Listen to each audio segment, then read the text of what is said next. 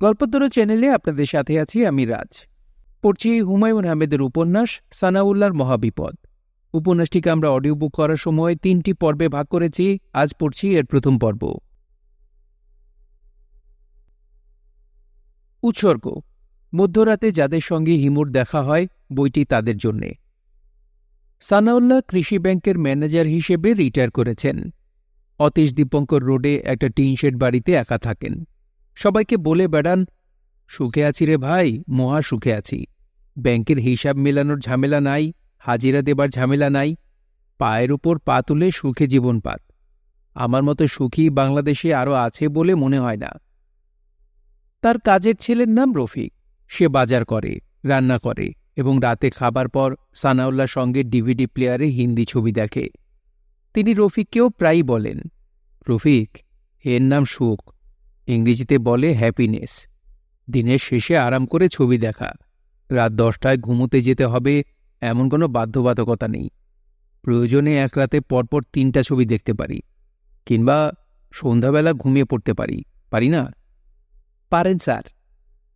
মনে কর এক রাতে আমরা অমিতাভ বচ্চনের 3টা ছবি দেখলাম। রাতটার নাম দিলাম অমিতাভ নাইট। নাইট মানে রাত, অমিতাভের রাত। কেমন হয়? রফিক সব দাঁত বের করে বলল, ভালো হয় স্যার, বুড়া ভালো পাঠ গায়। উনার 3টা বই কবে দেখব স্যার? আগামীকাল রাতেই দেখা যেতে পারে। আগামীকাল হচ্ছে শুক্রবার, উইকেন্ডের শুরু। যদিও আমার জন্য প্রতিদিনই উইকেন্ড।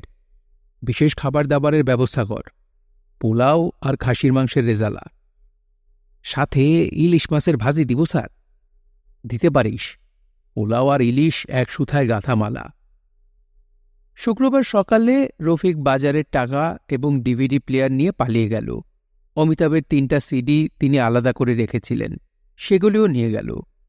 সানাউল্লাহ বললেন, ভেরি স্টুপিড বয়। সানাউল্লাহ স্টুপিডের চেয়ে খারাপ কোনো গালি দিতে পারেন না। রফিককে স্টুপিড গালি দিয়েও তার একটু মন খারাপ হল, কারণ রফিককে তিনি পছন্দ করতেন। পছন্দের মানুষকে গালাগালি করা ঠিক না। রফিক একটা খারাপ কাজ করেছে বলে তিনিও করবেন, তা কেমন করে হয়? সানাউল্লাহ ভালো ঝামেলায় পড়লেন। রাতে তাজ রেস্টুরেন্টে খেতে গেলেন। অতিরিক্ত মশলা এবং ঝাল দেয়া খাবার মোটেও ভালো লাগল না। বাসায় ফিরে 3 চামচ চিনি খেলেন, তাতেও মুখের ঝাল দূর হল না। তিনি ফ্যান ছেড়ে হাঁ করে ফ্যানের দিকে তাকিয়ে রইলেন, যদি ফ্যানের বাতাসে ঝাল ভাব কিছু কমে। এই সময় এক কাণ্ড হল, তার খাটের নিচে খচমচ শব্দ হতে লাগল। তিনি নিচু হয়ে তাকালেন। অবাক হয়ে দেখলেন 6-7 বছরের একটা বাচ্চা চুপচাপ বসে আছে। মায়াকাড়া চেহারা, বড় বড় চোখ, দীর্ঘ আঁখি পল্লব, মাথা ভর্তি কোঁকড়ানো চুল, গায়ের রং স্ফটিকের মতো সাদা। তিনি অবাক হয়ে বললেন, তুই কে রে? ছেলেটা ফিসফিস করে বলল, আস্তে কথা বলুন, ঘুম ভেঙে যাবে তো। কার ঘুম ভাঙবে? আমার বোনের, ওর নাম ডমরু। তিনি খাটের নিচে ছেলেটি ছাড়া কাউকে দেখছেন না। অবাক হয়ে বললেন, ডমরু কই? ছেলেটি বলল, ও ভূত তো, এই জন্যে ওকে দেখছেন না। তুই কি? আমিও ভূত, আমার নাম হোমডু। আমাকে দেখতে পাচ্ছেন কারণ আমি বড়, মানুষের বেশ ধরতে শিখেছি। ও এখনো শিখেনি। আপনার ঘরে কি মধু আছে? মধু কি করবি? খাবো। মধু তো নাই, চিনি দেব, চিনি খাবি? 1 চামচ দিন। তোর বোনটা কি করছে? ও ঘুমাচ্ছে, জ্বর এসেছে তো, এই জন্যে ঘুমাচ্ছে। সানাউল্লাহ বললেন, ভূতদের জ্বর হয়? হোমডু বলল, জ্বর হয়, সর্দি কাশি হয়। যান, 1 চামচ চিনি নিয়ে আসুন, খিদে লেগেছে। সানাউল্লাহ রান্নাঘরের তাকে চিনি খুঁজতে গিয়ে থমকে গেলেন। তিনি এসব কি করছেন? ভূত আসবে কোত্থেকে? কারোর বাচ্চা ছেলে রাগ করে বাসা থেকে পালিয়ে তার ঘরের খাটের নিচে বসে আছে। এই সহজ জিনিসটা না বুঝে তিনি ভূত বিশ্বাস করে বসে আছেন। তিনি পরপর 2বার বললেন, সানাউল্লাহ, তুমি স্টুপিড। তুমি হচ্ছ এ ভেরি স্টুপিড ম্যান। তারপরেও তিনি রান্নাঘর থেকে বড় তরকারির চামচ ভর্তি চিনি নিয়ে ফিরলেন। মানুষের বাচ্চা হোক, ভূতের বাচ্চা হোক, খেতে চেয়েছে খাক। সানাউল্লাহ চিনি নিয়ে শোবার ঘরে এসে দেখেন খাটের নিচে কেউ নেই। তাহলে একটু আগে যা দেখেছেন সবই ভুল। সানাউল্লাহ এদিক ওদিক তাকিয়ে ডাকলেন, এই এই। সঙ্গে সঙ্গে খাটের নিচে ছেলেটাকে দেখা গেল। সে হামাগুড়ি দিয়ে বের হয়ে এলো। কই ছিলি? এখানেই ছিলাম, মানুষের বেশ ধরে বেশিক্ষণ থাকতে পারি না। সানাউল্লাহ বললেন, নে চিনি খা। বাচ্চাটা চিনির চামচ নিয়ে খাচ্ছে। চিনির কিছু দানা মেঝেতে পড়ে গিয়েছিল, সেগুলিও সে তুলে মুখে দিল। সানাউল্লাহ বললেন, বোনটাকে দে, ও চিনি খেতে পারে না, শুধু মধু খায়। সানাউল্লাহ বললেন, সারা রাত না খেয়ে থাকবে? অসুবিধা নাই। সানাউল্লাহ বললেন, অসুবিধা নাই মানে? ফাজিল ছেলে, ছোট বোন না খেয়ে থাকবে, নিজে তো গপ গপ করে চিনি খাচ্ছিস, লজ্জা নাই? এখন করব কি বলুন? সানাউল্লাহ প্যান্ট খুঁজতে লাগলেন। দোকানে যাবেন, মধু পাওয়া যায় কিনা দেখবেন। এত রাতে দোকান খোলা থাকার কথা না, তারপরেও চেষ্টা তো নিতে হবে। সানাউল্লাহ বললেন, তোর নাম কি যেন বললি? হোমডু না? হোমডু। তোরা এখানে এসেছিস কিভাবে? মা রেখে গেছে। সানাউল্লাহ বললেন, তোর মা গেছে কই? বাবার খোঁজে গেছে। বাবা রাগ করে দেশান্তরী হয়েছে। মা গেছে তাকে খুঁজে আনতে। মা আমাদের বলেছে তোরা ওই বাড়িতে থাক, উনি লোক ভালো। আমার কথা বলল? আমাকে চিনল কিভাবে? আমরা তো আপনার বাসার সামনের কাঁঠাল গাছে থাকতাম, মনে নাই? একদিন পা পিছলে কাঁঠাল গাছের সামনে ধুম করে পড়ে গেলেন, পা কেটে গেল। ওদিন বাবা আপনাকে পেছন থেকে ধাক্কা দিয়েছিল। আমার বাবা একটু দুষ্ট আছে। তোর বাবা মার ঝগড়া কি নিয়ে? বাবা দুষ্ট যে, এই নিয়ে ঝগড়া। মা বলতো, যার আশ্রয়ে থাকো তাকে যখন তখন ধাক্কা দিয়ে ফেলে দাও, এটা কেমন কথা? শেষে বাবা রাগ করে বলল, যা, দেশান্তরী হব। তোরাও অপেক্ষা কর, দেখি মধু পাই কিনা। এত রাতে দোকান তো সব বন্ধ। হোমডু বলল, ওষুধের দোকান সারা রাত খোলা থাকে, ওষুধের দোকানে মধু পাবেন। সানাউল্লাহ ভূত ছেলের বুদ্ধি দেখে চমৎকৃত হলেন। ওষুধের দোকানে মধু পাওয়া যায় এটা তার মাথাতেই আসেনি। তিনি মধু কিনলেন। বাসায় ফিরে মধুর কৌটা খাটের নিচে রেখে চিন্তিত হয়েই ঘুমোতে গেলেন। খাটের নিচে কাউকে দেখা গেল না। সানাউল্লাহ নিশ্চিত একটু আগে যা দেখেছেন সবই চোখের ভুল। একটা বয়সের পর মানুষ ভুলভাল দেখা শুরু করে, মনে হয় তার সেই বয়স হয়েছে। তিনি কান খাড়া করলেন। খাটের নিচে চকচক শব্দ হচ্ছে, চেটে মধু খাবার শব্দ। তার নিজের খাটের নিচে দুটা ভূতের বাচ্চা, বিশ্বাস করা যাচ্ছে না। আবার মধু খাবার চকচক শব্দ অবিশ্বাস করা যাচ্ছে না। সানাউল্লাহর ঘুম যখন আসি আসি করছে, তখন অস্ট্রেলিয়া থেকে তার মেয়ে জাবিন টেলিফোন করল। বাবা, কয়েকবার তোমাকে টেলিফোন করেছি, তুমি টেলিফোন ধরনি। সানাউল্লাহ বললেন, মধু কিনতে গিয়েছিলাম রে মা, ভুলে মোবাইল ফেলে গিয়েছিলাম। তোমার ডায়াবেটিস, তুমি মধু কিনবে কেন? নিজের জন্য না রে মা, ডমরুর জন্যে। সে মধু ছাড়া কিছুই খায় না। ডমরুকে? ডমরু হল হোমডুর ছোট বোন। এরা কারা? সানাউল্লাহ বললেন, এদের আলাপটা আজকে থাকুক, আরেকদিন করি। জাবিন বলল, আরেকদিন করতে হবে কেন, আজই করো। এরা কে? হোমডু ডমরুর মা কয়েকদিনের জন্যে আমার এখানে এদের রেখে গেছে, পরে নিয়ে যাবে। বিড়ালের বাচ্চা? প্রায় সেরকমই। প্রায় সেরকম বলছো কেন, ঠিক করে বলো তো। সানাউল্লাহ অস্বস্তির সঙ্গে আমতামতা করতে করতে বললেন, ভূতের বাচ্চা। ভূতের বাচ্চা? তুমি ভূতের বাচ্চার জন্য মধু কিনতে গিয়েছিলে? মা রাখি, পরে কথা হবে। না, টেলিফোন রাখবে না, এখনই শুনব। ভূতের বাচ্চা দুটা এই মুহূর্তে কোথায়? আমার খাটের নিচে আছে। তুমি ওদের দেখতে পাচ্ছ? ভাইটাকে দেখতে পাই, বোনটা ছোট, দেখতে পাচ্ছি না। বেচারির আবার জ্বরও এসেছে। জাবিন থমথমে গলায় বলল, তুমি কি আজ ঘুমের ওষুধ খেয়েছ? না। শোবার আগে একটা ঘুমের ওষুধ খাবার কথা না? হ্যাঁ। আজ 2টা ট্যাবলেট খেয়ে আরাম করে ঘুমাবে। সকালে ঘুম থেকে উঠেই ডাক্তারের কাছে যাবে, থরো চেক আপ করবে। তোমার ঘরে ভূতের বাচ্চা, এই কথা অবশ্যই ডাক্তারকে জানাবে। মনে থাকবে বাবা? হ্যাঁ, মনে থাকবে। আমি কাল রাতে আবার টেলিফোন করব। বাবা, গুড নাইট। গুড নাইট মা। সানাউল্লাহ মেয়ের কথা মতো 2টা ঘুমের ট্যাবলেট খেলেন। হিপনল 10 মিলিগ্রাম। 1 গ্লাস পানি খেলেন। ঘুমের ওষুধ খাবার সঙ্গে সঙ্গে বিছানায় যেতে নেই, 15-20 মিনিট অপেক্ষা করতে হয়। তিনি ফ্রিজ থেকে এক গ্লাস ঠান্ডা পানি এনে বিছানায় বসলেন। চুকচুক করে পানি খাবেন, ঝিমুনি আসার জন্য অপেক্ষা করবেন। এই ফাঁকে হোমডোর সঙ্গে কিছু গল্পগুজব করা যায়। তবে হোমডো ডোমডোর বিষয়টা পুরোপুরি তার মাথার কল্পনাও হতে পারে।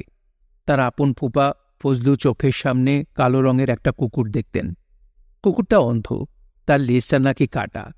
কুকুর দেখা মাত্র তিনি আতঙ্কে অস্থির হয়ে পড়তেন, বিকট চিৎকার করতেন, আসছে, আবার আসছে, আমার হাতে একটা লাঠি দে, তাড়াতাড়ি তাড়াতাড়ি। শেষ পর্যন্ত তার মৃত্যু হয় কুকুরের ভয়ে। কুকুরটা নাকি তার গলা কামড়ে ধরেছিল। অনেক চেষ্টা করেও তাকে ছাড়াতে পারেননি। গো গো করতে করতে নিঃশ্বাস বন্ধ হয়ে মৃত্যু। সানাউল্লাহ পানির গ্লাসে চুমুক দিয়ে ডাকলেন, হোমডো। হোমডো সঙ্গে সঙ্গেই জবাব দিল, হুম। সানাউল্লাহ বললেন, কেরে বেটা, বল জি। ভূতের বাচ্চা বলে আদব কায়দা জানবি না? তোর বোনের জ্বর কমেছে? না, জ্বর আছে। মধু খেয়েছে?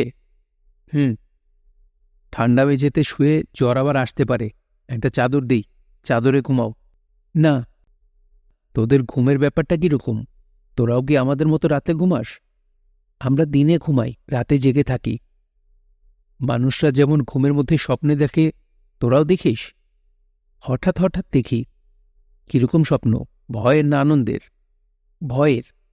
সানাউল্লাহ বললেন, মানুষ দুঃস্বপ্ন দেখে বদহজম থেকে, খাওয়া দাওয়ার অনিয়ম হলেই দুঃস্বপ্ন। আমার এক ডাক্তার বন্ধু আছেন, আবু করিম, উনি বলেছেন, বড় ডাক্তার। কাল যাব তার কাছে, দেখি তোর বোনের জ্বরের জন্যে কোনো ওষুধ আনা যায় কিনা। হোমডো বলল, কে টেলিফোন করেছিল? সানাউল্লাহ বললেন, আমার মেয়ে জাবিন। আপনার একটাই মেয়ে? অস্ট্রেলিয়া থাকে। অনেক দূর? মেয়ে ডাক্তারি করে, আর মেয়ের জামাই একটা ইঞ্জিনিয়ারিং ফার্মে কাজ করে। হোমডো বলল, ওদের ছেলে মেয়ে নেই? সানাউল্লাহ বললেন, জাবিন পড়াশোনা করছে তো এই জন্যে বাচ্চা নিচ্ছে না। পড়াশোনা শেষ করেই বাচ্চা নিবে, তখন আমিও চলে যাব। শেষ বয়সে নাতি নাতনির সঙ্গে থাকা খুবই আনন্দের। জাবিন চেষ্টা করছে আমার যেন ইমিগ্রেশন হয়, কাগজপত্র জমা দিয়েছে। হোমডো বলল, ইমিগ্রেশন কি? সানাউল্লাহ বললেন, অন্য দেশে থাকার অনুমতি। তোদের তো এই সমস্যা নেই, যখন যেখানে ইচ্ছা চলে যেতে পারিস, তাই না? হোমডো বলল, সানাউল্লাহ ধমক দিয়ে বললেন, কি বল জি। হোমডো বলল, জি। সানাউল্লাহর ঘুমে চোখ বন্ধ হয়ে আসতে শুরু করেছে। তিনি পানির গ্লাস শেষ করে বালিশে মাথা ছোঁয়াতেই গভীর ঘুমে তলিয়ে গেলেন। খাটের নিচে চুকচুক শব্দ হচ্ছে, শব্দটাও শুনতে ভালো লাগছে। ডাক্তার আবু করিম ঢাকা মেডিকেল কলেজের মেডিসিনের প্রাক্তন শিক্ষক। ছাত্রজীবনে তিনি গোল্ড মেডেল পেয়েছেন। চিকিৎসক কিংবা অধ্যাপক কোনোটাতেই তেমন সুবিধা করতে পারেননি। তার অনেক ছাত্র তাকে ডিঙিয়ে ফুল প্রফেসর হয়েছে, তিনি হতে পারেননি। প্রাইভেট প্র্যাকটিস করতে গিয়েছেন, সেখানেও কিছু হয়নি। ডাক্তারদের চেম্বার থাকে রোগীতে ভর্তি, কয়েকজন অ্যাসিস্ট্যান্ট রোগী সামলাতে হিমশিম খায়। তার চেম্বার খালি, মাছিও উড়ে না, কারণ তার চেম্বার অতি পরিচ্ছন্ন চেম্বার। মাছিরা পরিচ্ছন্নতা পছন্দ করে না। ভালো বেতন দিয়ে তিনি একজন অ্যাসিস্ট্যান্ট রেখেছিলেন। নাম্বার দেয়া প্লাস্টিকের কার্ডের ব্যবস্থা করেছিলেন। ওয়েটিং রুমে 42 ইঞ্চি ফ্ল্যাট স্ক্রিন টিভি রেখেছিলেন। রোগীর নাম্বার ফ্ল্যাট স্ক্রিনে উঠবে, তখন রোগী ঢুকবে, তার আগে না। প্লাস্টিক নাম্বার কার্ডে তিনি অনেক বুদ্ধি খাটিয়ে কিছু নির্দেশও লিখেছিলেন। নমুনা: রোগী নাম্বার 14, ক। টিভি স্ক্রিনে নাম্বার না দেখা পর্যন্ত শান্ত হয়ে অপেক্ষা করুন। খ। আপনার রোগ নিয়ে পাশের রোগীর সঙ্গে আলাপ আলোচনা থেকে বিরত থাকুন। গ। পেছনের নাম্বার আগে আনার তদবির করবেন না। ঘ। মোবাইল টেলিফোনে উচ্চস্বরে আলাপ করবেন না। আপনাদের সময় কাটানোর জন্য অনেক ম্যাগাজিন রাখা আছে, ম্যাগাজিন পড়ুন, তবে দয়া করে বাড়িতে নিয়ে যাবেন না। আবু করিমের অ্যাসিস্ট্যান্ট 3 মাস কাজ করার পর, অর্থাৎ 3 মাস চুপচাপ বসে থাকার পর, এক সন্ধ্যায় 4টা থার্মোমিটার, প্রেশার মাপার যন্ত্র, কান দেখার যন্ত্র এবং 5টা ওর স্যালাইনের প্যাকেট নিয়ে ভেগে চলে গেল। ডাক্তার আবু করিম চেম্বার উঠিয়ে দিলেন। এখন তিনি একা থাকেন। তার স্ত্রী, তিনিও ডাক্তার, শায়লা আলাদা থাকেন। তিনি বলেন, অর্ধ উন্মাদের সঙ্গে বাস করা সম্ভব না। ডাক্তার হিসেবে শায়লা অত্যন্ত সফল। তার চেম্বার সবসময় রোগীতে ভর্তি থাকে। ডাক্তার আবু করিমের এখন সময় কাটে টিভিতে রান্নার অনুষ্ঠান দেখে দেখে বিভিন্ন খাবার তৈরিতে। তিনি আচার বানানোতেও বিশেষ পারদর্শিতা লাভ করেছেন। তার নিজস্ব উদ্ভাবন নিম পাতার তিক্ত আচার। জাতীয় আচার প্রতিযোগিতায় তার তৈরি নিম পাতার তিক্ত আচার ৫ম পুরস্কার পেয়েছে। সাজিনা গাছের ছালের আচার পেয়েছে অনারেবল মেনশন। বাণিজ্যিকভাবে তিনি এই ২ ধরনের আচার তৈরির বিষয়টি নিয়ে ভাবছেন। ডাক্তার আবু করিমের একমাত্র বন্ধু সানাউল্লাহ। আবু করিম রোগী দেখা ছেড়ে দিয়েছেন, তবে সানাউল্লাহর ব্যাপারে অন্য কথা। সানাউল্লাহ শুধু যে তার রোগী তা না, আচার টেস্টার। বন্ধুর আচার প্রতিভায় সানাউল্লাহ মুগ্ধ। সকাল ১০টার আগে কাউকে দেখতেই আবু করিম খুশি হন না। আজ সানাউল্লাহকে দেখে অতীব আনন্দ পেলেন। গত ৭ দিনের চেষ্টায় নতুন একটি আচার তৈরি হয়েছে। আচার জগতের বিপ্লব বলা যেতে পারে, কারণ এই আচারের নাম আমিষ আচার। গরুর মাংসের নির্যাসের সঙ্গে কাঁচা মরিচ, শুকনা মরিচ এবং নাগা মরিচের নির্যাস প্রথমে মেশানো হয়েছে। টকভাব আনার জন্য দেওয়া হয়েছে অ্যাসিটিক অ্যাসিড। জেলিভাব আনার জন্য তার সঙ্গে মিশানো হয়েছে আগার আগার। প্রতিটি আচারের বোতলে ১টি করে ২০ মিলিগ্রামের ভিটামিন বি কমপ্লেক্স মিশিয়ে দেওয়া হয়েছে, পুষ্টিমান ঠিক রাখার ব্যবস্থা। সানাউল্লাহ চায়ের চামচে ১ চামচ আমিষ আচার খেয়ে কিছুক্ষণ ঝিম ধরে থেকে বললেন, জিনিসটা মনে হচ্ছে বিষাক্ত। আবু করিম বিরক্ত হয়ে বললেন, বিষাক্ত হবে কোন দুঃখে? তুমি চামচ ভর্তি করে সিরাপের মতো করে খাচ্ছ বলে এরকম লাগছে, চেটে চেটে খাও।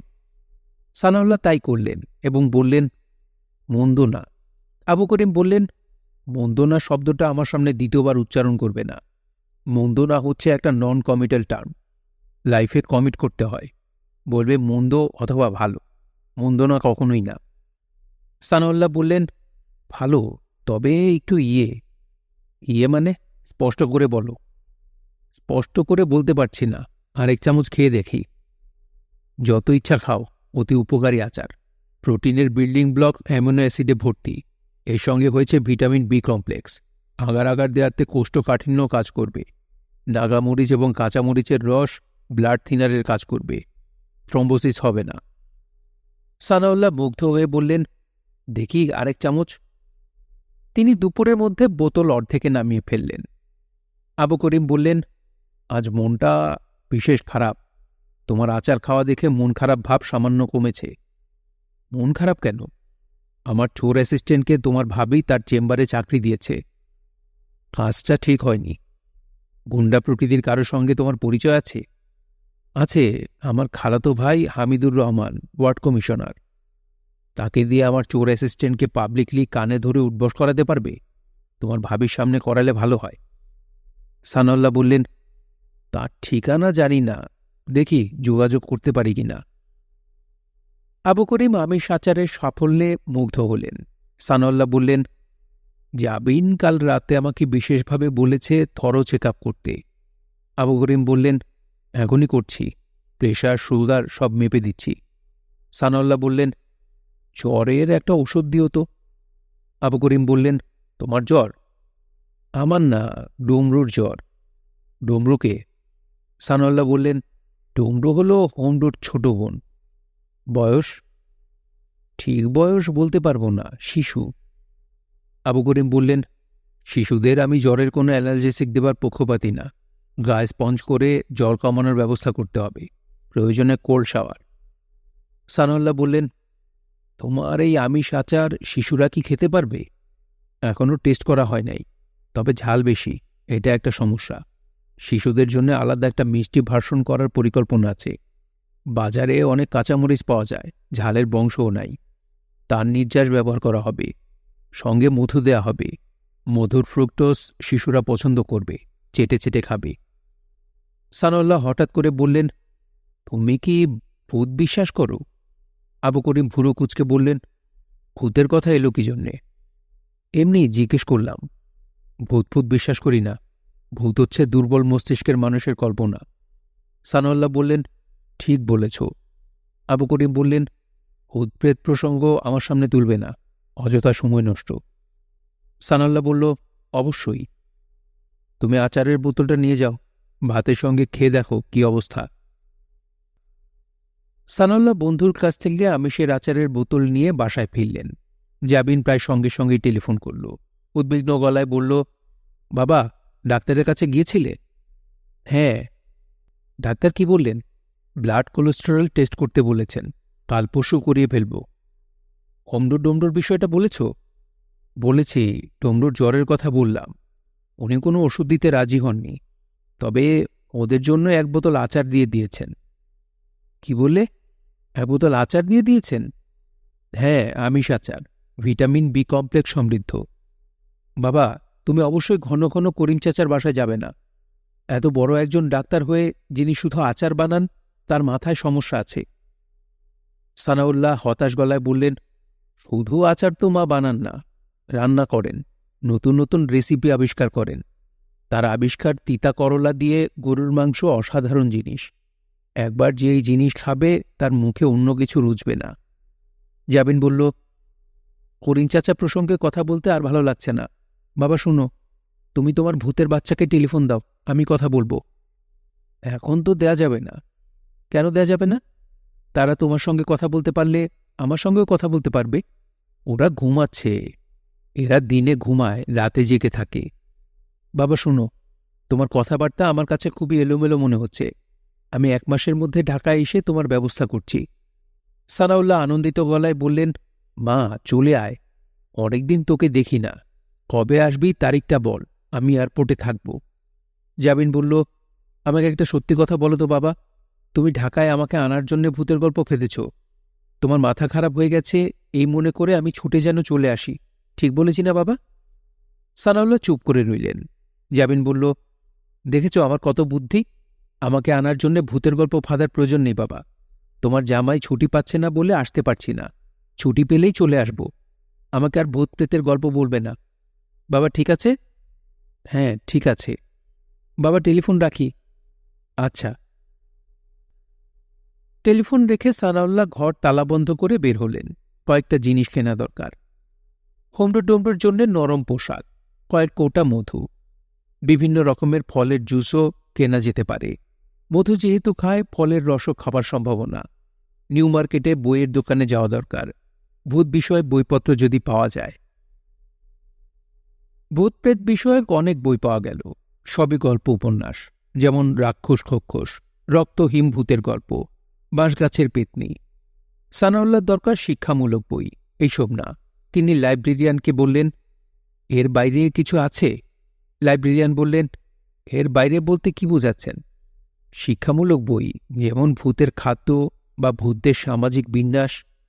আমার আসলে প্রয়োজন ভূতদের খাদ্য বিষয়ক বই। লাইব্রেরিয়ান অবাক হয়ে বললেন, ভূতের খাদ্য বিষয়ক বই চাচ্ছেন? সানাউল্লাহ বললেন, জি। আমরা মানুষরা মূলত 3 ধরনের খাদ্য গ্রহণ করি: আমিষ, শর্করা, স্নেহ। ভূতদের কি অবস্থা?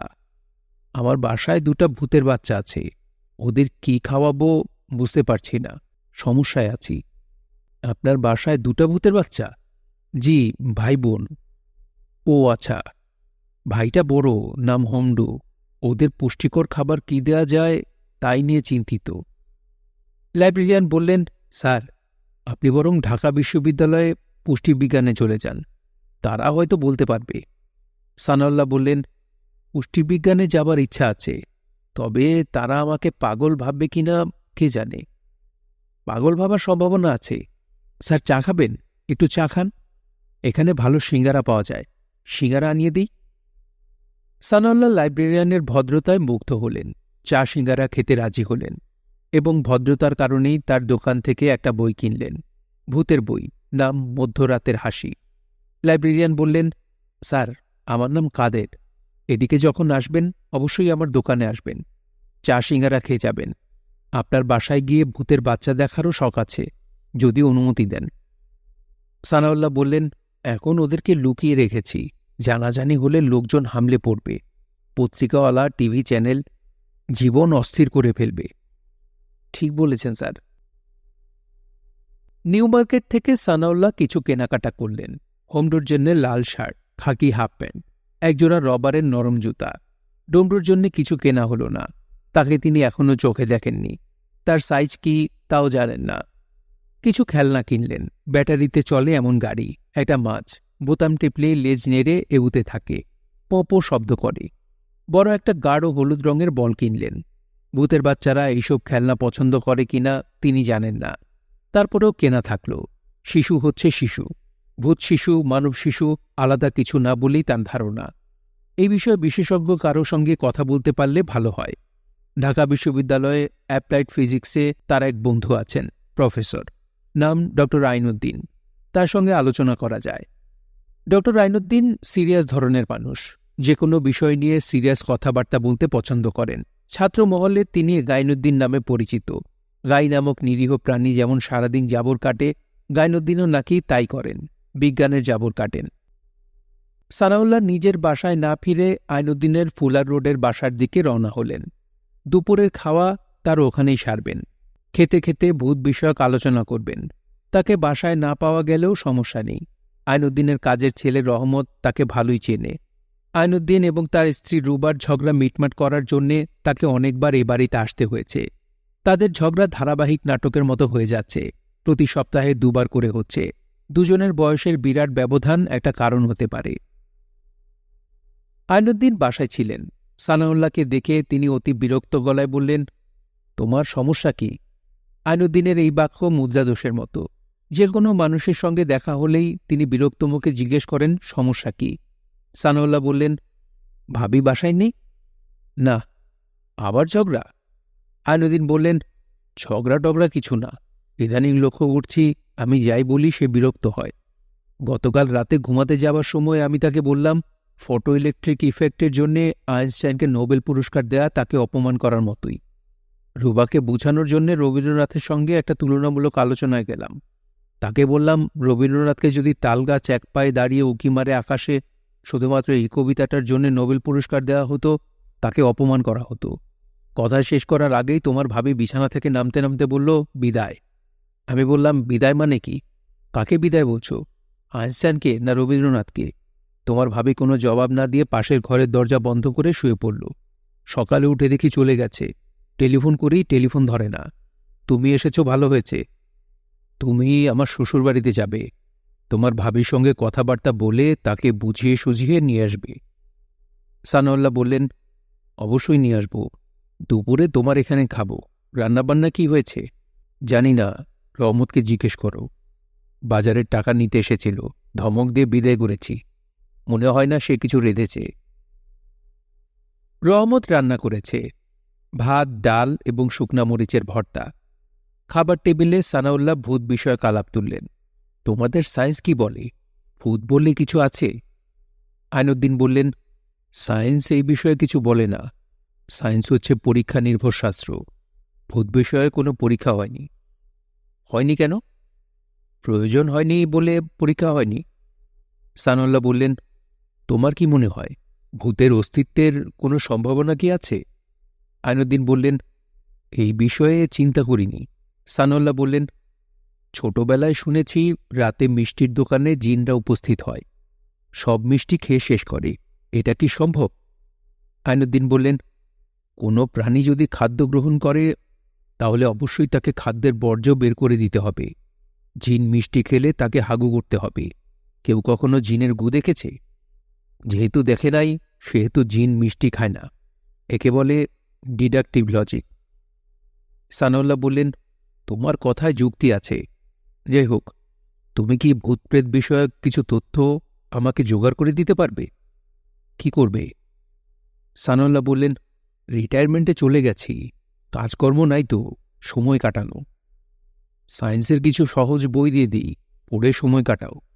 ক্যালকুলাসের ইতিহাস বইটা দেব। ক্ষুদ্র সংখ্যার বিজ্ঞান, অসাধারণ জিনিস। সানাউল্লাহ অনাগ্রহের সঙ্গে বললেন, দাও।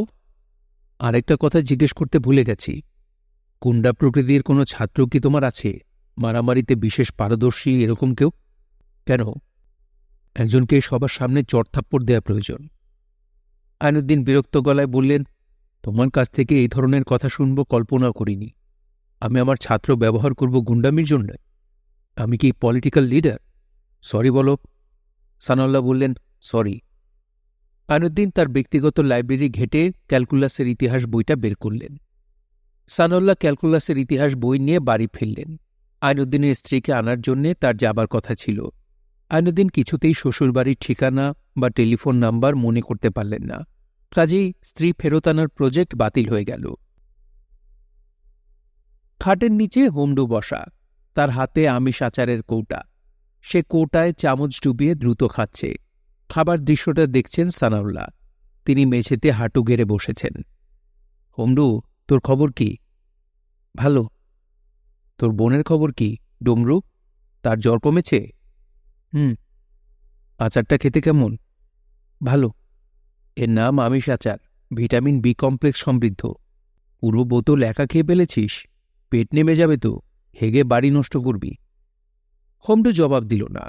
হেগে বাড়ি নষ্টের ব্যাপারটা মনে হয় সে বুঝতে পারেনি। হয়তো ওদের মধ্যে ওই সিস্টেমই নেই। তোর জন্য শার্ট প্যান্ট এনেছি, দেখেছিস? তোর বোনের সাইজ কি জানি না, তারপরেও একটা ফ্রক আনলাম। ফিটিং হবে কিনা কে জানে। হোমডু বলল, হবে। দুই ভাই বোন মিলে জামা কাপড় পর, দেখি কি অবস্থা। হোমডু বলল, জুতা আনেন নাই? সানাউল্লাহ বললেন, তোর জন্যে রবারের জুতা এনেছি। ডমরুর পায়ের মাপ জানি না, তারটা আনা হয়নি। পায়ের মাপ দিয়ে দিস, নিয়ে আসব। তোরা এখন খাটের নিচ থেকে বের হ, আমি তোষক পেতে দিই। তোষকে আরাম করে ঘুমাবি। শিমুল তোলার তোষক, মাখনের মতো মোলায়েম। সানাউল্লাহ তোষক পাতলেন। তোষকের ওপর চাদর বিছালেন। দুটা ছোট বালিশ এবং একটা কোল বালিশ কিনেছিলেন। সেগুলি সাজাতে সাজাতে বললেন, তোদের কি পানি খাবার অভ্যাস আছে? পানির গ্লাস জগ রাখব? হোমডু বলল, না, মধু রেখে দিন। খেলনা কিনেছি, খেলনা দিয়ে খেলবি? খেলব। ব্যাটারি অপারেটেড খেলনা, বোতাম টিপবি, খেলনা চলবে। বোতাম টিপতে পারিস? না। এই তো আরেক যন্ত্রণা। ঠিক আছে, সব সমস্যার সমাধান আমার কাছে আছে। যখন খেলতে ইচ্ছা করবে আমাকে বলবি, আমি বোতাম টিপে দেব। চলবে না? চলবে। প্রথম কোনটা দিয়ে খেলতে চাস? মাছটা ছাড়ব? বোতাম টিপলেই মাছ লেজ নাড়তে নাড়তে তোর দিকে যাবে। ছাড়ব? আচ্ছা। বোতাম টিপে মাছ ছাড়তেই এক কাণ্ড হল। হোমডু ভয়ে চেঁচিয়ে উঠল। ডমরুও চেঁচাতে লাগল। সানাউল্লাহ প্রথমবারের মতো ডমরুর গলা শুনলেন। তিনি তাড়াতাড়ি মাছ আটকালেন। ভূতের বাচ্চারা যে সামান্য মাছ দেখে এতটা ভয় পাবে তিনি ভাবেননি। ভাই বোন দুজনই কাঁদছে। ভাইটাকে দেখা যাচ্ছে, বোনকে দেখা যাচ্ছে না। তার কান্নার শব্দ পাওয়া যাচ্ছে। সানাউল্লাহ বললেন, ভয় নাই, আর ভয় নাই। এই দেখ, ব্যাটারি খুলে ফেললাম। এখন খুশি? হোমডু হ্যাঁ সূচক মাথা নাড়তে নাড়তে চোখ মুছল। সে ব্যাটারি ছুঁয়ে দেখল। সানাউল্লাহ বললেন, এই দুটা হলো ব্যাটারি। এখান থেকে কারেন্ট তৈরি হয়। কারেন্টে খেলনা চলে। তুই একটা হাতে নে, বোনের হাতে একটা দে, ভয় কাটুক। কলিং বেল বাজছে। সানাউল্লাহ উঠে দাঁড়ালেন। তার বাসায় কেউ আসে না। কে এসেছে বুঝতে পারছেন না। রাত 8টা বাজে, তাকে হোটেলে খেতে যেতে হবে। দরজা খুলে তিনি হতভম্ব। রফিক দাঁড়িয়ে আছে, তার হাতে একটা ইলিশ মাছ। রফিককে কি বলবেন বুঝতে পারছেন না। কঠিন ধমক দেওয়া উচিত। চুরি করে ভেগেছে, এখন ইলিশ মাছ নিয়ে উপস্থিত। বদের বাচ্চা। সানাউল্লাহ ধমক দেবার প্রস্তুতি নিলেন। কয়েকবার খাকারি দিয়ে গলা পরিষ্কার করলেন। যখন ধমক দিতে যাবেন তখন রফিক বলল, স্যার কেমন আছেন? তিনি বললেন, ভালো। রাতে খাওয়া দাওয়া হয়েছে? না। খান নাই? খান কই, হোটেলে? ইলিশ মাছ নিয়ে আসছি, বেগুন দিয়ে রাতি। স্যার, ঘরে কি বেগুন আছে? জানি না, খুঁজে দেখ। রফিক রান্নাঘরে ঢুকে গেল। সানাউল্লাহ ধমক জমা করে রাখলেন। সুবিধামতো সময়ে ধমক দিলেই হবে। তাড়াহুড়ার কিছু নাই। রাতে তাকে আজ হোটেলে খেতে হবে না। এই আনন্দেই তিনি অস্থির। আনন্দের সময় ধমক আসতে চায় না। তবে এর মধ্যে রফিক যদি নিজ থেকে ক্ষমা চেয়ে ফেলে তাহলে ভিন্ন কথা। ক্ষমা চাওয়ার পরে অপরাধ থাকে না। তিনি রান্নাঘরে ঢুকলেন। রফিক বিপুল উৎসাহে কাজে লেগে পড়েছে। এখন মাছ কুটছে। রফিক বলল, বেগুন ঘরে নাই স্যার, আলু আছে। আলু দিয়া ঝোল করি, আর 1 পিস ভাইজা দিই। ঠিক আছে স্যার? এখন কি 1 কাপ চা বানাই দিব? দে। আচ্ছা শোন, তুই ভূত বিশ্বাস করিস? রফিক বলল, ভূত অবশ্যই বিশ্বাস করি। আমি তো বেকুব না যে ভূত বিশ্বাস করব না। ভূত কখনো দেখেছিস? আমার বাপজান দেখেছেন। আমরার বাড়ির সামনে একটা তেঁতুল গাছ ছিল। সেই তেঁতুল গাছে পেত্তনি থাকত। হের স্বভাব চরিত্র ছিল জঘন্য। কি করত? মানুষের গায়ে স্যাপ দিয়া হি হি কইরা হাসত। কাপড় চোপড়ও ঠিক মতো পরত না। বাপজান অনেকদিন দেখেছে গাছে ল্যাংটা বসা। পরে তোর বাপজান কি করলেন? তেঁতুল গাছ কাটায় ফেললেন, পেত্তুন্নি বিদায়। সানাউল্লাহ বললেন, গাছ কাটার সঙ্গে সঙ্গে চলে গেল? রফিক বলল, সাথে সাথে যায় নাই, কিছুদিন বাড়ির আশেপাশে গুড়গুড় করছে, ঢিল মারছে, তারপর চলে গেছে। কোথায় গেছে জানিস না? অন্য কোনো তেঁতুল গাছে গিয়ে উঠছে, পেত্তুন্নি তেঁতুল গাছ ছাড়া থাকতে পারে না। সানাউল্লাহ বললেন, ভূতের খাদ্য কি জানিস নাকি? রফিক বলল, জানি, গজার মাছ পুরাই দিলে আরাম কইরা খায়, কাঁচা মাছও খায়, তয় টাটকা হইতে হয়। বিলের আশেপাশে এরা মাছের সন্ধানে ঘুরে। স্যার, ঘরে গিয়া বসেন, চা বানায় আনতেছি। শোবার ঘরে ঢুকতেই হোমডু বলল, ব্যাটারি খাবো। সানাউল্লাহ অবাক হয়ে দেখেন এরা ব্যাটারি দুটাই খেয়ে ফেলেছে, কার্বনটা পড়ে আছে। তোরা ব্যাটারি খেয়েছিস? খুব মজা। বলিস কি, বহুত ব্যাটারি খায়? এটা তো জানতাম না। হোমডোর পাশ থেকে চিকুন গলায় ডুমরু বলল, বাবা, ব্যাটারি খাবো। সানাউল্লাহ চমকে উঠে বললেন, এ মেয়ে আমাকে বাবা ডাকছে নাকি? হোমডু বলল, সানাউল্লাহ বললেন, বাবা ডাকছে কেন? হোমডু বলল, জানি না। সানাউল্লাহ বললেন, বাবা ডাকার দরকার নাই, স্যার ডাকলেই হবে। ডুমরু বলল, আমি বাবা ডাকবো, বাবা ডাকবো, বাবা ডাকবো। সানাউল্লাহ হতাশ গলায় বললেন, ঠিক আছে, বাবা ডাকতে চাইলে ডাক, অসুবিধা নাই। ব্যাটারি খেতে চাস, কাল কিনে আনবো। ব্যাটারি খাওয়া ঠিক হচ্ছে কিনা তাও তো বুঝছি না। রফিক চা নিয়ে এসেছে। হোমডু ফ্রুত করে খাটের নিচে ঢুকে গেছে। সানাউল্লাহ ঠিক করতে পারলেন না রফিকের সঙ্গে ভূতের বাচ্চা দুটার ব্যাপারে আলাপ করবেন কিনা। এক বাড়িতে যেহেতু বাস, আলাপ করাই উচিত, তবে তাড়াহুড়ার কিছু নাই। রফিক নিজ থেকে আবিষ্কার করুক, সেটাই ভালো হবে। জাবিনের টেলিফোন এসেছে। জাবিন আদুরে গলায় ডাকল, বাবা। সানাউল্লাহ বিস্মিত গলায় বললেন, তোর বাবা ডাক আর ডুমরুর বাবা ডাক একই রকম, তোদের দুজনের গলায় অদ্ভুত মিল। জাবিন বলল, ডুমরু কে? সানাউল্লাহ আমতামতা করতে লাগলেন। জাবিন তীক্ষ্ণ গলায় বলল, তোমার ওই ভূতের বাচ্চাটা নাকি? সানাউল্লাহ বললেন, ঠাট্টা করছি রে মা, ঠাট্টা। মনটা ভালো তো, এই জন্যই ঠাট্টা তামাশা। মন ভালো কেন? রফিক চলে এসেছে, কাজকর্ম শুরু করেছে। আলু দিয়ে ইলিশ মাছের ঝোল রান্না করেছে। ইলিশ মাছ সে নিজেই কিনে এনেছে, মিডিয়াম সাইজ। জাবিন কড়া গলায় বলল, চোরটা ফিরে এসেছে আর তুমি তাকে বহাল করেছ? আবার তো চুরি করবে, এক্ষুনি বিদায় করো, এই মুহূর্তে। সানাউল্লাহ বললেন, অবশ্যই বিদায় করব, চোর পুষব নাকি?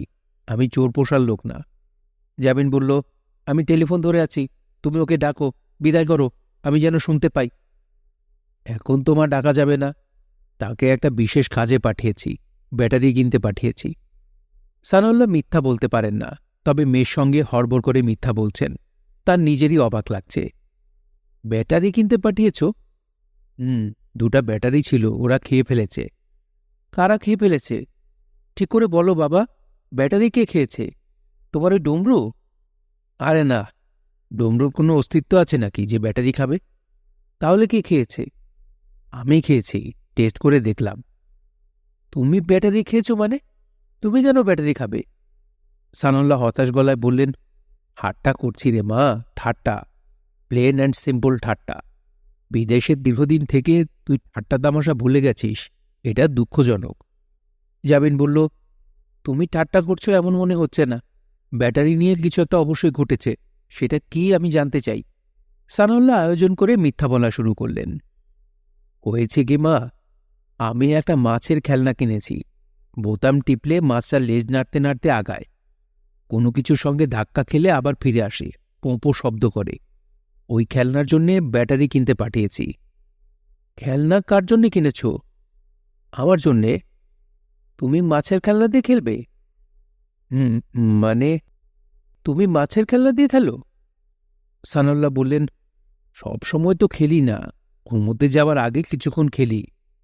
জাবিন বলল, ঠিক আছে বাবা, পরে তোমার সঙ্গে এই বিষয়ে ডিটেল কথা হবে। ঘুমের ওষুধ খেয়ে তুমি ঘুমাও, সকালে হামিদ আঙ্কেল যেন তোমার সঙ্গে দেখা করে সেই ব্যবস্থা করছি। সানাউল্লাহ বললেন, আমাখা ওনাকে যন্ত্রণা দেবার আমি তো কোনো প্রয়োজন দেখি না। তুমি প্রয়োজন দেখো না, আমি দেখি। Something is very wrong with you. অনেকদিন পর রাতে তিনি আরাম করে খাওয়া দাওয়া করে বিছানায় ঘুমোতে গেলেন। রফিক পায়ে লোশন ঘষে দিচ্ছে। আরামে তার শরীর ঝিমঝিম করছে।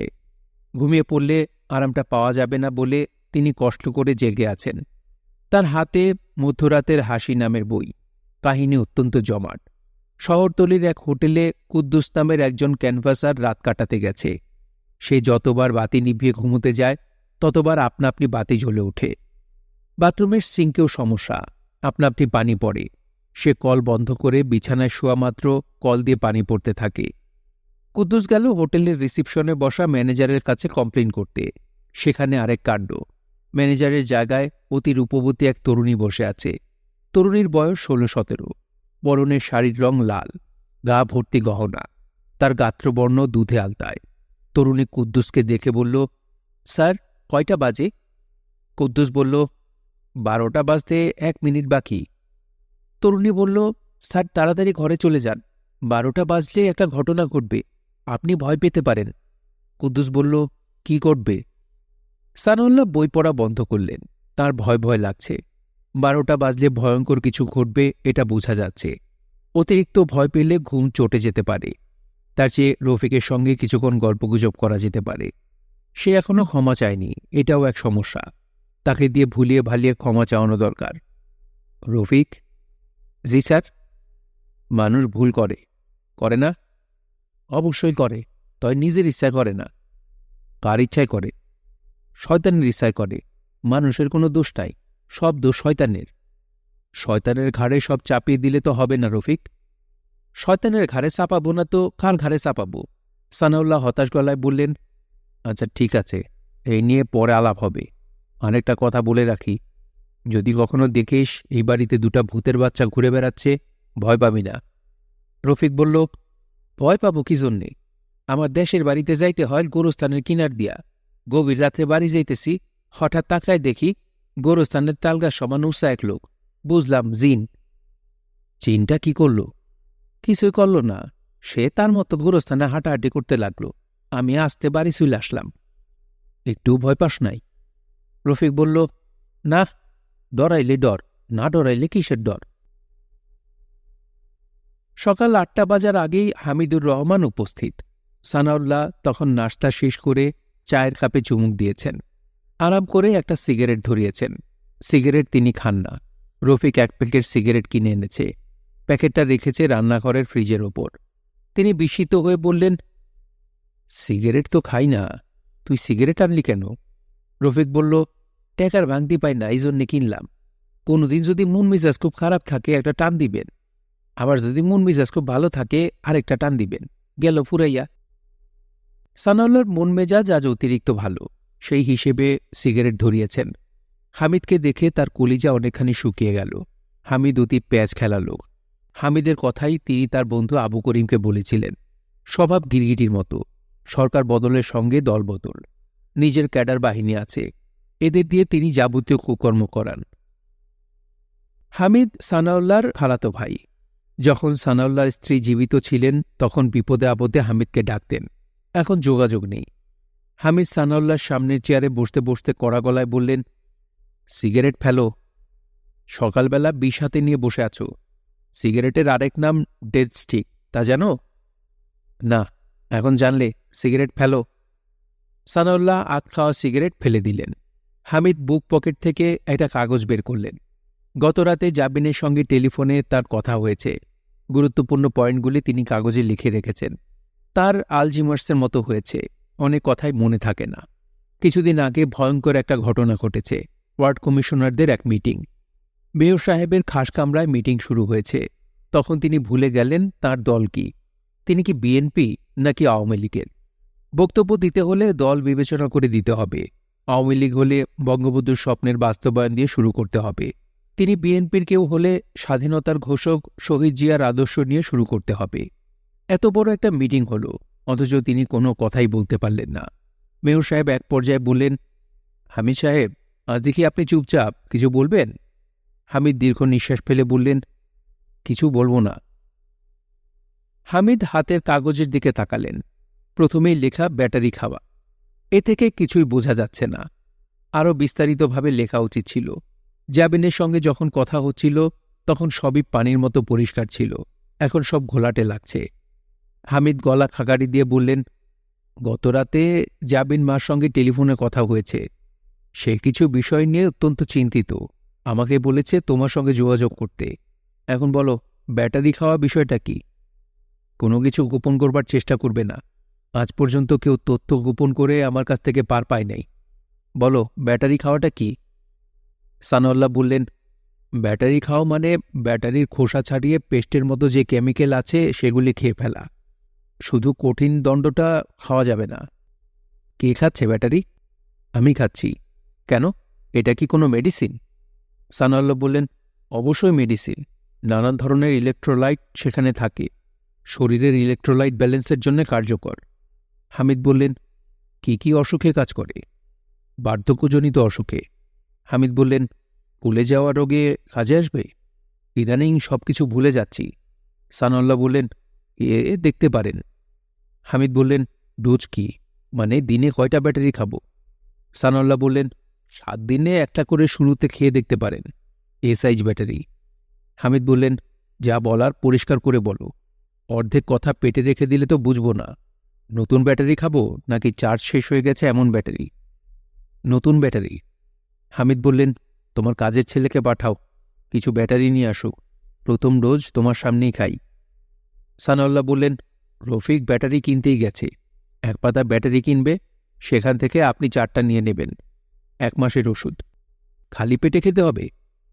এরকম কোনো নিয়ম নাই। ভাতের সঙ্গে আচারের মতো খেতে পারেন। হামিদ আবার কাগজের দিকে তাকালেন। সেখানে লেখা ডুমরু। ডুমরু মানে কি? তিনি নিজে কি লিখতে ভুল করেছেন? ডুমুর লিখতে গিয়ে ডুমরু লিখেছেন। তারপরেও নিশ্চিত হবার জন্য বললেন, ডুমুর ব্যাপারটা কি? সানাউল্লাহ বললেন, ডুমুর একটা ফল। তা জানি, ডুমুরের ইংরেজিও জানি, ফিগ। জাবিন ডুমুরের বিষয়ে কি জানতে চাচ্ছে বুঝতে পারলাম না। ব্যাটারি খাবার পর ডুমুর খেতে হয় এমন কিছু? সানাউল্লাহ বললেন, খেলে ভালো, না পাওয়া গেলে অন্য ফলও খাওয়া যায়। ভূতের বাচ্চা বিষয়ে জানতে চেয়েছে। ভূতের বাচ্চার ব্যাপারটা কি? ভূতের বাচ্চা হচ্ছে অল্পবয়স্ক ভূত। ইংরেজিতে বেবি ঘোষ বলা যেতে পারে। ভূতদের মধ্যে যেমন বুড়ো হাবড়া আছে, আবার অল্প বয়স্ক ভূতও আছে। হামিদ বললেন, সেটাই তো স্বাভাবিক। সানাউল্লাহ বললেন, আপনি ভূত বিশ্বাস করেন? অবশ্যই করি। ছোটবেলায় তেঁতুল গাছে একটা শাকচুন্নি বসে থাকতে দেখেছি। সে একটা ইতিহাস। এখনো মনে হলে গায়ে কাঁটা দেয়। এই দেখো, গায়ে কাঁটা দিয়েছে। সানাউল্লাহ বললেন, ঘটনাটা বলুন শুনি। হামিদ বললেন, দাঁড়াও বলি। ভয়ঙ্কর ব্যাপার। শ্রাবণ মাস, টিপটিপ করে বৃষ্টি পড়ছে। এই বলেই হামিদ থেমে গেলেন। আর কিছুই তার মনে পড়ছে না। তিনি হতাশ চোখে সানাউল্লাহর দিকে তাকিয়ে বললেন, আর কিছু মনে পড়ছে না। তোমাকে বললাম না আমার বিস্মরণ রোগ হয়েছে। ব্যাটারি আসুক, খেয়ে দেখি কোনো উপকার হয় কি না। যে যা খেতে বলছে তাই খাচ্ছি, কোনো উপকার পাচ্ছি না। একজন বলল ছাগলের লেদা মধু মাখিয়ে চুষে চুষে খেতে। স্মৃতি নষ্টের এটা নাকি ধন্বন্তরী ওষুধ। তাও একবার খেলাম। উপকার হয়েছিল? কি উপকার হবে? বমি টমি করে সর্বনাশ। জীবনের উপর বৃতৃষ্ণা ধরে গেছে। ভোটার আইডি করতে গিয়েছি। জিজ্ঞেস করল, স্যার আপনার বাবার নাম কি? কিছুতেই বাবার নাম মনে করতে পারলাম না। চিন্তা করা অবস্থা। বাবার নাম ভুলে গেছি। স্বীকারও করতে পারছি না। তখন কি করলেন? চট করে মাথায় একটা বুদ্ধি এসে গেল। বললাম, বাবার নাম আদম। বাবা আদম আমাদের সবারই বাবা। সেই হিসেবে বললাম আদম। বুদ্ধি ভালো বের করেছি না? অবশ্যই। রফিক 1 পাতা ব্যাটারি নিয়ে এসেছে। সেখান থেকে একটা ব্যাটারির অর্ধেকের কিছু বেশি হামিদ খেয়ে ফেললেন। মুখ বিকৃত করে বললেন, অতি অখাদ্য। সানাউল্লাহ বললেন, অখাদ্য তো হবেই, ওষুধ তো খাদ্য না। তাও ঠিক, মেড ইন চায়না ব্যাটারি। এই নিয়ে একটু চিন্তা লাগছে। চাইনিজরা দুধের মতো শিশু খাদ্যে বিষাক্ত মেলালিন দিয়েছে। ব্যাটারিতে এরকম কিছু দিয়েছে কিনা কে জানে। হামিদ 1 গ্লাস ঠান্ডা পানি খেয়ে ক্রমাগত ঢেকুর তুলতে লাগলেন। বিড়বিড় করে বললেন, ঢেকুরের সঙ্গে পিসাবের মতো গন্ধ আসছে। সানাউল্লাহ বললেন, আপনি অ্যামোনিয়ার গন্ধ পাচ্ছেন। ব্যাটারি থেকে অ্যামোনিয়ার গন্ধ আসে। বুক ধরপড় করছে। সানাউল্লাহ বললেন, কিছুক্ষণ শুয়ে থাকবেন? বুঝতে পারছি না। চাইনিজ ব্যাটারি খাওয়াটা ভুল হয়েছে। আমেরিকা বা ইউরোপের ব্যাটারি খাওয়া উচিত ছিল। হামিদের চোখ মুখ কিছুক্ষণের মধ্যে উজ্জ্বল হয়ে উঠল। কারণ ছেলেবেলার শাকচুন্নি দেখার গল্পটা তার পুরোপুরি মনে পড়েছে। ব্যাটারি ওষুধের ক্ষমতায় তিনি মুগ্ধ।